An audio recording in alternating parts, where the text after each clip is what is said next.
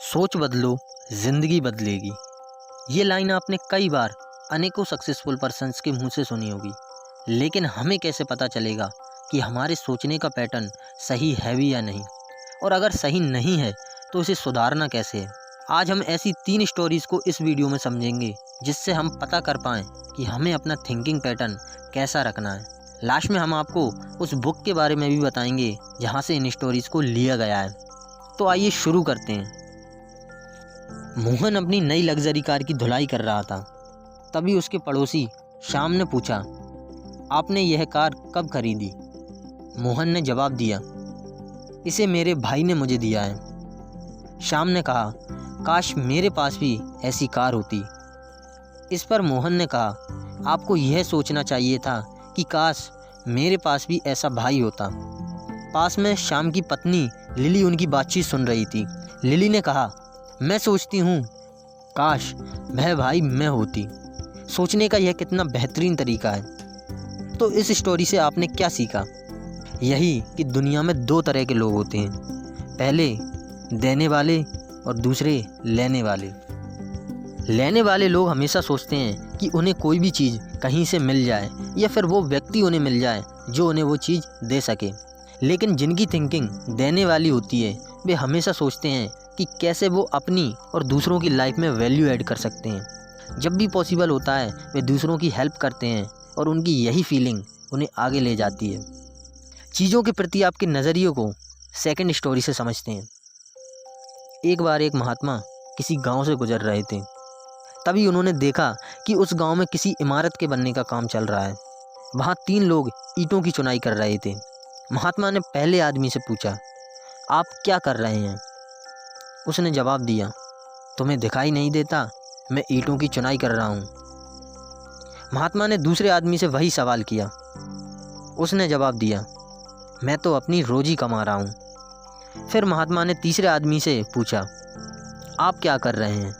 तो उसने जवाब दिया, मैं एक सुंदर स्मारक बना रहा हूँ। ये तीनों लोग एक ही काम कर रहे थे, लेकिन तीनों के नज़रिए एकदम अलग अलग थे।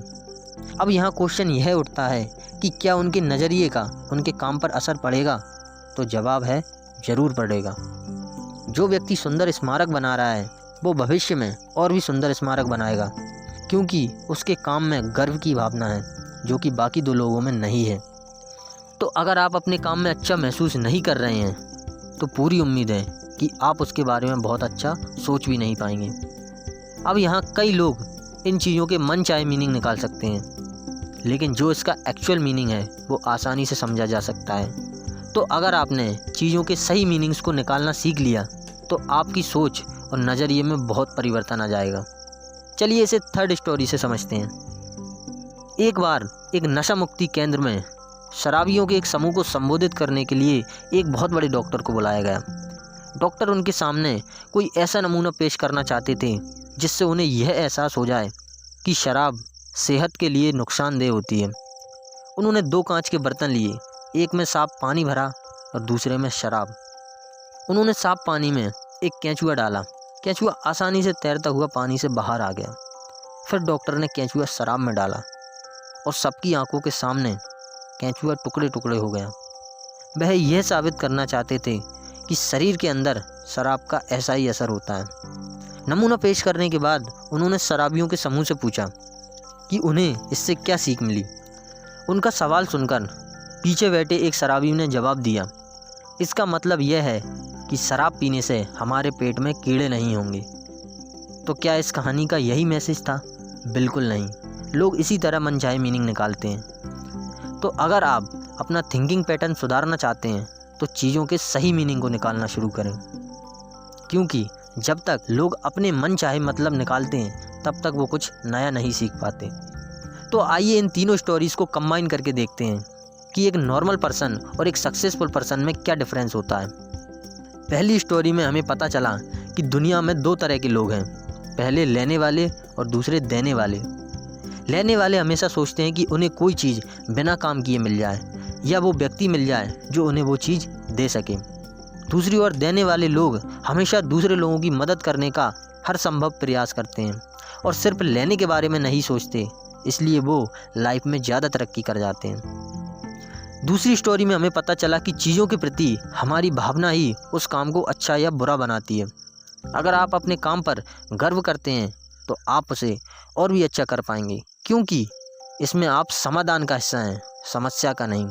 और यह सकारात्मक सोचने का एक बेहतरीन तरीका है। तीसरी स्टोरी में हमने सीखा कि जब तक हम चीज़ों के मन चाहे मतलब निकालते रहेंगे तब तक हम ना तो सही सीख पाएंगे और ना ही सही सोच पाएंगे। सक्सेसफुल लोग सीखने से कभी पीछे नहीं हटते और यही कारण होता है कि उनके विचार लगातार सही दिशा में कार्य करते हैं और उनके सोचने का पैटर्न एकदम सही होता है।